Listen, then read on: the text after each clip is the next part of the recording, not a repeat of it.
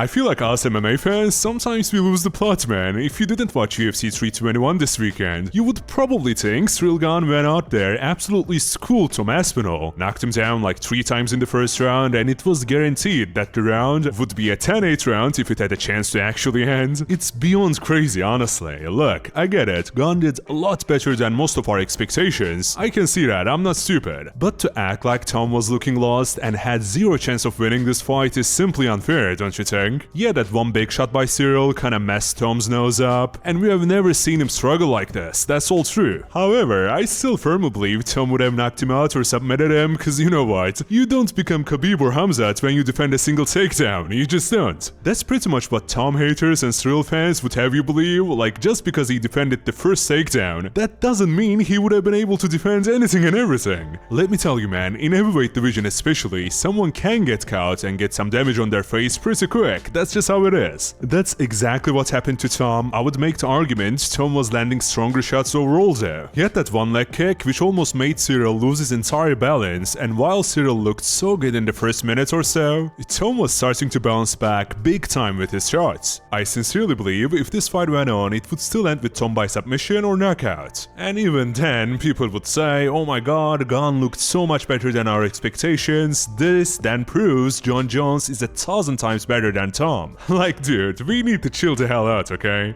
I think, well, let me say it even more clearly. I just know Jon Jones has the capability to beat anyone walking this earth, alright? He's a great fighter, one might say he's the greatest of all time. Still though, Tom struggling against Gane doesn't mean he would get destroyed by Jones. Cause if we go down that road, by that logic, Jones was having suspicious moments, let's say, against a 95-year-old Stipe. Like, can you really use that against him? Of course not. What we need to understand is MMA is a crazy sport and each fight is different. MMA math simply doesn't work. I wanna quickly go over if I think Tom was just trying to play safe after getting his nose destroyed and such. Well, obviously I don't, okay? If you watch the footage of Ciryl pushing into Tom's eyes, anyone with a little bit of human compassion can tell that was nasty, man. I certainly think it wasn't Cyryl's intention to eye-poke Tom so that this fight gets stopped, especially when he started off really well, you know what I mean? At the same time though, even when stuffing a takedown and in a few other moments in this fight, he had those French baguette of hands he has wide open and pointing directly into Tom's eyes. It was strange. I'm telling you, the UFC desperately needs to find a solution to this, whatever it may be, whether it's taking a point immediately or different gloves or something. I just don't want to see any other fight end this way, if that makes sense. Because let's be honest here, this was by far the worst card of the year, wasn't it? It was so damn boring, and the main event getting cancelled basically was the cherry on top in a terrible way. A few good things can come from this disaster. The UFC most likely will pay closer attention to this eye-poke situation, and also we are going to get a mega hype rematch. I don't think Tom vs Gane was anyone's most expected fight, unless you're a Brit or a Frenchman, yet I know it is for sure way more interesting for everyone now. Can Ciryl come out there and look that good again, or is Tom going to run over him this time? I love this honestly, and you just know I'm leaning towards Tom winning. The first fight changes nothing other than my respect for Ciryl going up. Still, he isn't going to beat Aspinall, you can quote me on that. My hope is Uncle Dana somehow makes Rematch happen fast, and by fast I mean in the next couple months, ideally before the new year. I'm sure he's capable of squeezing it in somewhere. What do you think? Are you one of those people who thought Gane dominated this fight?